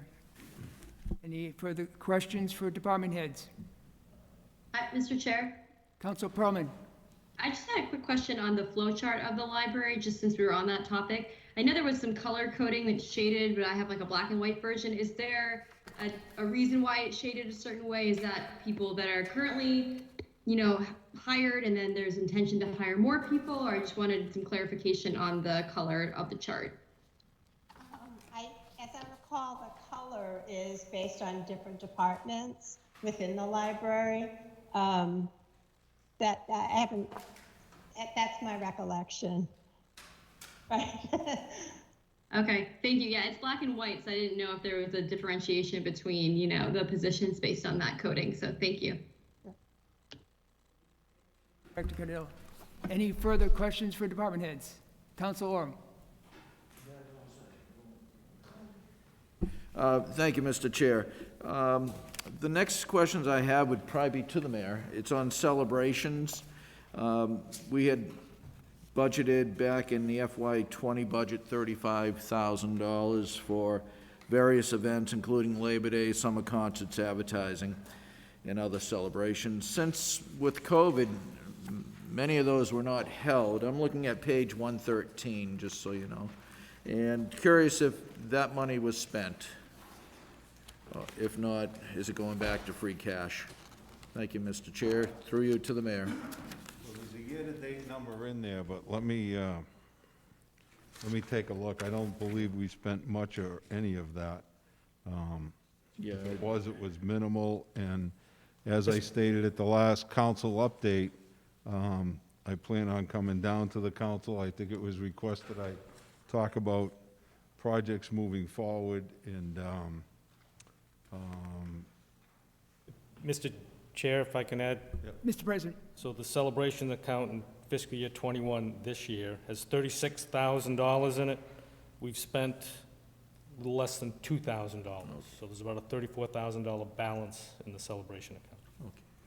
And again, all those, that monthly report comes to everyone at the council, and so hopefully you have an opportunity to take a peek at it. Yeah, no, the question was more, were you planning to, I guess, I know you haven't had those, the city hasn't had those events, but I was just curious if we're planning to do anything special within this fiscal year with that additional funding that's still, that 34,000, or is that going into In the current fiscal year? In the current fiscal year. The only thing that we haven't been doing in the past that we'll be utilizing this year is hopefully some of our interns using some money through the June month. But as far as celebrations go, it still will be minimal, and I'll be down at the next meeting to discuss some of the celebrations. Thank you, Mr. Mayor. I can tell you, there's a lot of anxious people wanting to know about the summer concerts, so be ready for that one. But thank you, Mr. Mayor, and thank you, Mr. Chair. That was my only question on celebrations. Thank you, Mr. Mayor. All right, moving forward, any other questions for department heads? Councilor Doucette. Thank you very much, Mr. Chair. Just back to the budget on page 122. Looks like capital projects, things have plummeted in that, under capital projects. So I assume these are things that were completed. That's why there's no more, you weren't having the investment, but basically from fiscal year 20 at 3 million, it's going down to 0 for 22.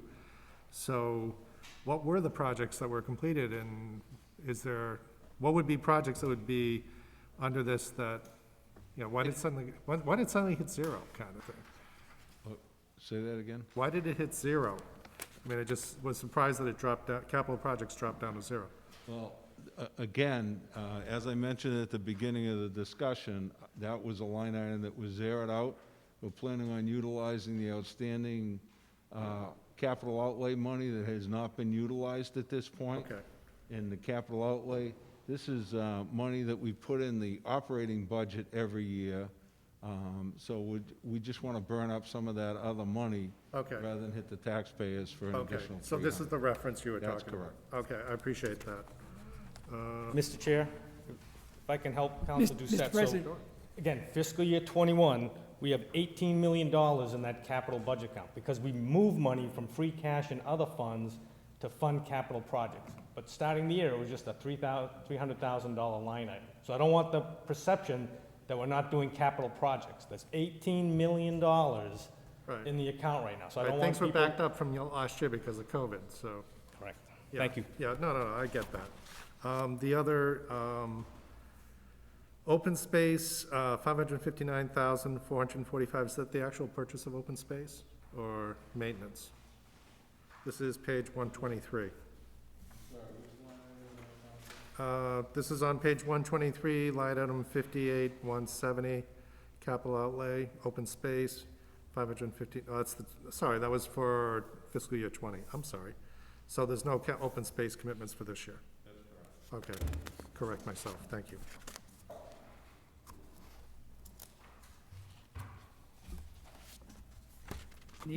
Any further questions for department heads? Thank you. Councilor Orm. And it's related to the Human Services Department.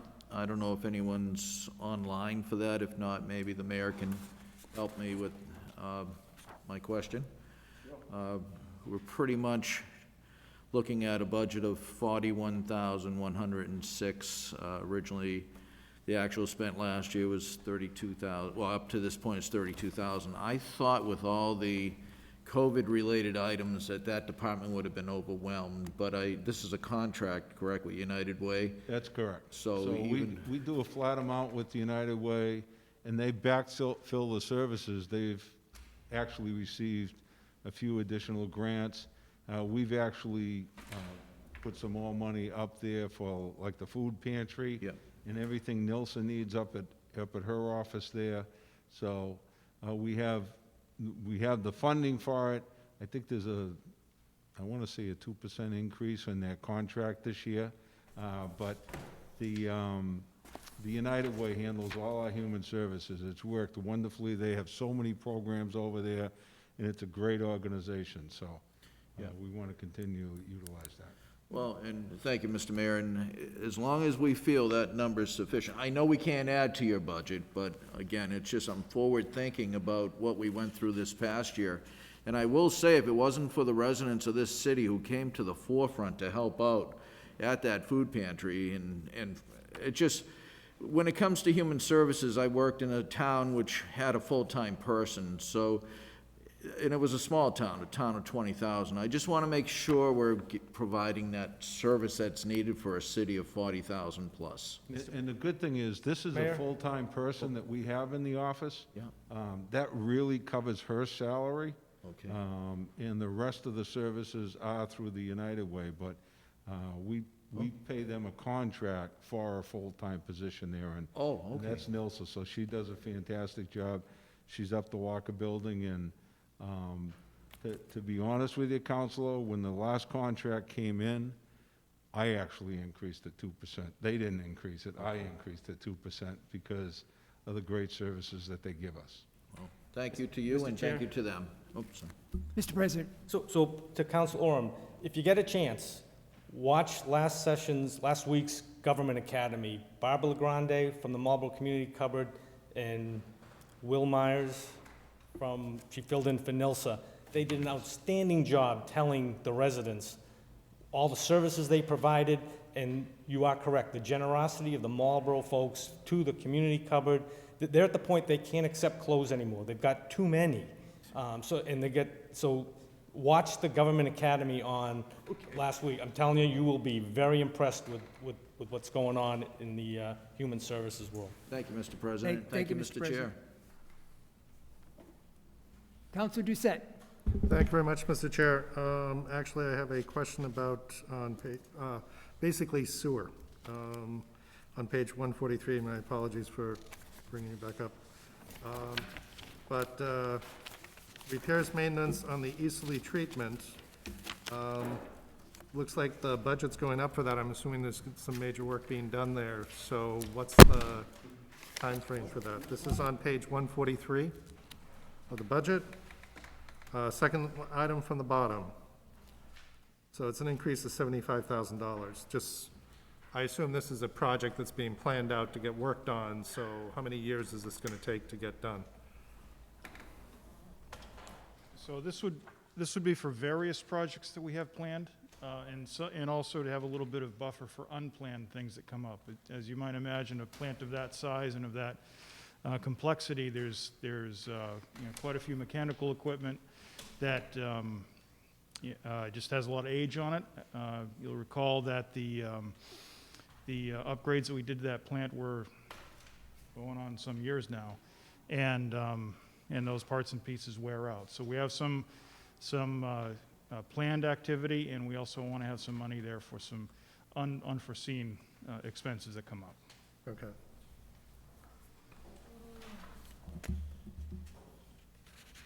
That answer your question, Council Perman? Mr. Chair, I had a DPW follow-up question. If Commissioner Duval, I didn't mean to make you sit, but if I could ask a follow-up on the supplemental, I know it said there was trying to pull it up, a large increase in the MWRA usage, and I know we're providing 100% of the water through them. Is that a continuation from the previous year that we'd always used 100%? I thought I had an understanding that it wasn't 100, but that might be my mistake. So I wanted to clarify since it's a $495,000 increase for this coming year. Yes, so all of the water that's sent through the pipes in the city of Marlborough is bought from the MWRA. And MWRA sends us a projection on how much it will charge us for the purchase of that water. And the most recent communication we got was for a projected increase in FY22 of about $495,000. And is that based on the rates or because there's a higher usage of water anticipated? The usage is fairly flat. It's a rate increase essentially. And just one follow-up to that, is there usually like a set rate that gets locked in for a certain amount of time, or annually does it change with the MWRA? It goes annually. Okay. All right, thank you so much. You're welcome. Thank you, Commissioner. Thank you, Council Perman. Any follow-up questions for department heads? Seeing none, I will entertain a motion.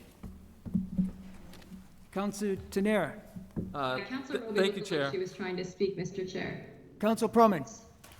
Sorry, no, Councilor Roby. Council Roby. Thank you. Sorry. Counselor. I Sorry. thought maybe Counselor Orm had more questions. I just do have one that I'm curious on. I know with COVID that the mayor had several positions within the city that were furloughed. In the city council budget, we now have our assistant, our part-time position has money in it. Does that mean we can get our, not necessarily, hopefully the same person, but we can hire back people that were furloughed? Thank you, Mr. Mayor. I think I'll be talking to the president about it, but we're trying to bring some of those positions that are needed in the city back. We started with the library, as I said. She's requested bringing back some of her part-time staff and one of her full-time positions.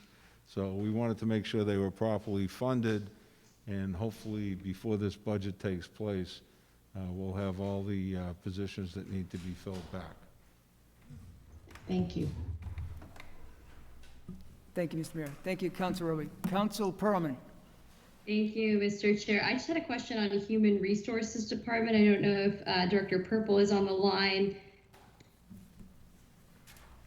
I am. Okay. Thank you, Director Purple. All right, thank you so much for being here. I had a question. I saw, in the supplemental information, this increase in contract services, and I know the background explained the use of needed hiring in both the police and fire department. I was just curious, with the contract services, can you speak a little bit more about, the benefit of those and what is done out externally versus in-house in terms of hiring? So this contract services specifically more specifically has to do with the hiring of the police and fire. And both for the police and fire, there are books that need to be purchased, there's testing that is done, and as well there are assessment centers done for the candidates. So we utilize the service to assist with that. And with the anticipated retirements, that is why you'll see that the budget is higher than it has been in the past. I worked in conjunction with both the police and the fire chief to determine the number of, based on the potential number of vacancies, what the fees would be for those services. Thank you. That's really helpful. I didn't realize those were for the fees.